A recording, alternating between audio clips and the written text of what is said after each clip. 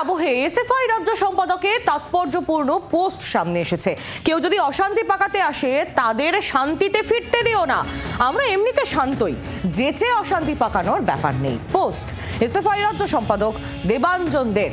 Oxford কাণ্ডের আবহে SFI রাজ্য সম্পাদকের এই তাৎপর্যপূর্ণ পোস্ট সামনে এসেছে, যে পোস্ট এই মুহূর্তে আপনারা দেখতে পাচ্ছেন। আরো কথা বলবো এই বিষয় নিয়ে মৌমিতা চক্রবর্তীর সঙ্গে, আমাদের প্রতিনিধি আমাদের সঙ্গে রয়েছেন।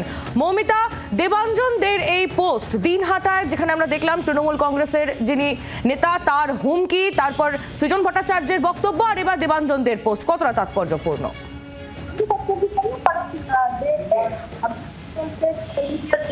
সেখানে কিন্তু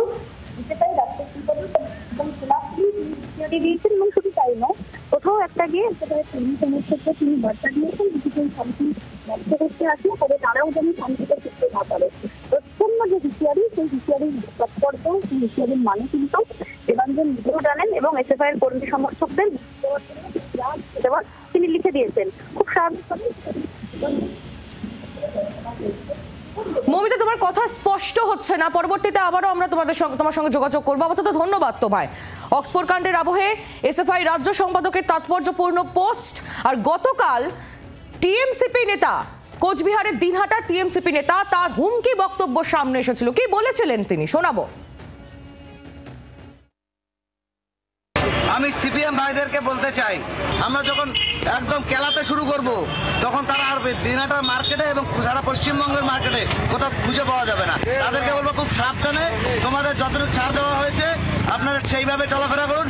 তার থেকে যদি বেশি বাড়াবাড়ি করার চেষ্টা করেন একদম কেলিয়ে একদম ঘরে ঢুকিয়ে দেবো।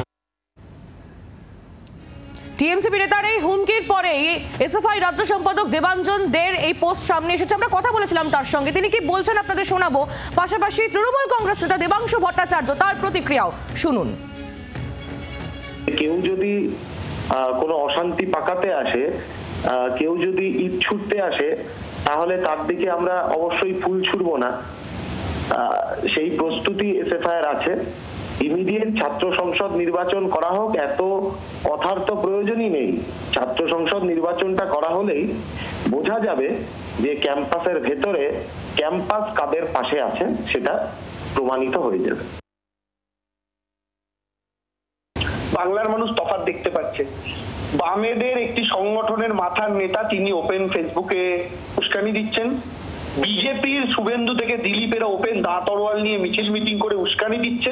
কিন্তু তৃণমূল কংগ্রেস শাসক দল হয়েও কেউ বলতে পারবে না তৃণমূল কংগ্রেসের সুপ্রিমো, তৃণমূলের রাজ্য সভাপতি, ছাত্র সভাপতি কিংবা যুব সভাপতিরা কোনো উস্কানি দিচ্ছে। মানে এই জায়গায় দাঁড়িয়ে বাংলার মানুষ বুঝতে পারছে তৃণমূল একটা দায়িত্বশীল শাসক দলের রোল প্লে করছে। বাংলার আওয়াজ, বাঙালির আবেগ, জি 24 ঘন্টা।